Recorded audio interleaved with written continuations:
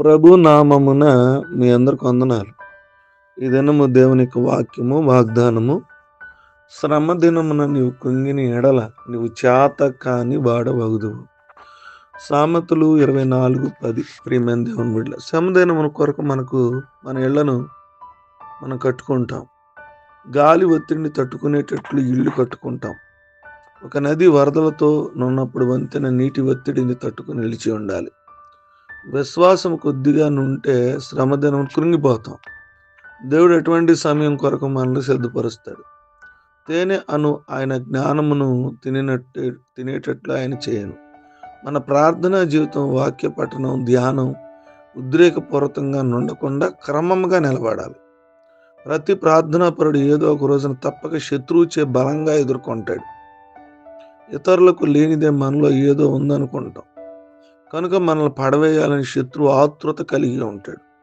జ్ఞానం అనున్నది ఆత్మీయ శక్తి మాత్రమే కాదు, మానసికంగా మరియు శారీరకంగా శక్తి అయి ఉన్నది. ప్రస్తుతం నీకు కలిగిన దానిలో తృప్తి పొందక నీ జీవితంలో పరీక్ష సమయాలు వస్తాయి.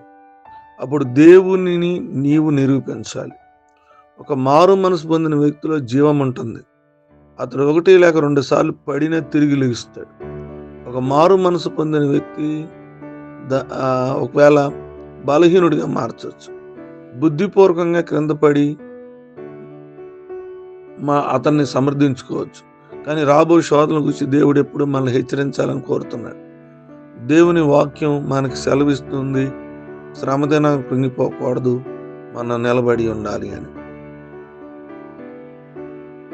ఎవరైతే మనల్ని విమర్శించినప్పుడు విచారంతో కొన్నిసార్లు కృంగిపోయి మన శక్తిని పోగొట్టుకుంటాం.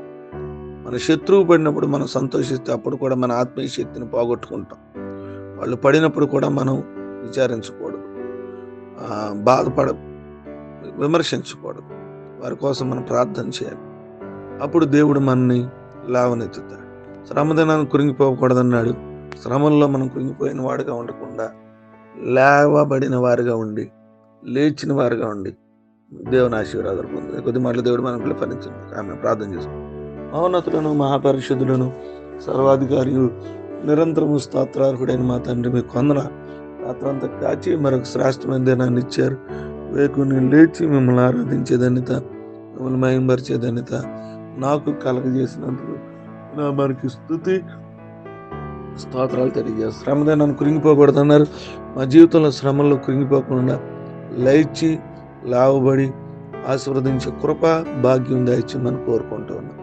అయినా ఈ దినపు వివాహ దినాలు, పుట్టినరోజులు, అనారోగ్యాలు, ఆర్థిక సమస్య, శరీర బలహీనతలు, కుటుంబ అవసరం అన్నిటిని కూడా జ్ఞాపకం చేసుకొని ప్రార్థన విజ్ఞాపన చేస్తాం. ఈ దినమంతా కూడా మమ్మల్ని కాచి కాపాడి సంరక్షించి నడిపించమని ప్రార్థన చేస్తాం.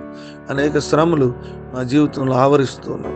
మీ కృప మా మీద ఉంచి ప్రతి శ్రమలో మీ సహాయం ద్వారా ప్రతి కుటుంబం ముందుకెళ్ళడానికి కృప చూపించి ఈ దిన దీవులతో మమ్మల్ని ప్రార్థన చేస్తున్నాం. నడిచినాం తండ్రి.